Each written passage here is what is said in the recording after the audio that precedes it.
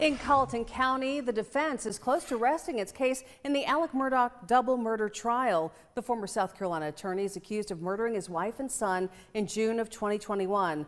On Thursday, jurors learned more today about their final moments. Our Jason Ravens in Walterboro with the latest. Some of the evidence and testimony presented in court Thursday was focused on the gunshot wounds Paul and Maggie sustained the night of the murders. Now, prosecutors say they were killed around 9 p.m. that night and were shot with two guns that have not been found.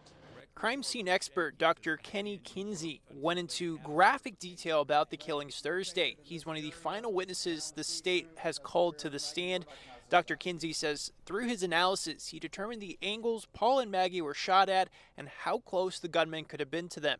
Dr. Kinsey told jurors the wounds on Paul show he was most likely ambushed since his arms were not raised. He also testified that after the first shot, Paul remained standing and began walking towards his killer before being fatally shot in the head. Once Paul received that second shot, he never walked again. He never made any movement. Any movement he made was involuntary, and it was due to gravity, pulling his body down to the ground.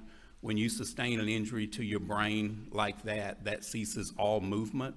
Murdaugh's defense team pressed Dr. Kinsey on the height of the shooter who fired the shotgun, killing Paul. Why the second shot would be like this?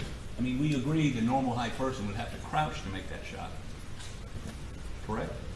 I don't know where they wanted the end of that barrel placed, Mr. Harpoon. I can't tell you that part with my science. I can't. All I can look at is the angle, which is about like this. At Thursday afternoon, the state introduced evidence and testimony related to the September 2021 roadside shooting. This was an alleged hitman for hire scheme set up by Murdaugh so his surviving son would receive millions of dollars from his life insurance. The judge ruled Wednesday that this evidence would be admissible in the murder case. I apologize to you for lying at you in the hospital. Murdaugh had originally told police he was shot by an unknown person after he got a flat tire. A few days later, during a phone call between Murdaugh, his attorneys, and SLED, Murdaugh admitted he made it all up. He had asked Curtis Eddie Smith, his alleged drug dealer, to kill him. I was in a very bad place. What does that mean?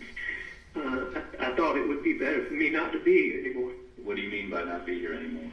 I thought that it would make it easier on my family for me to be dead. Murdaugh faces 30 years to life if convicted for the murders of his son and wife. In Walterboro, Jason Ravens, 7 News.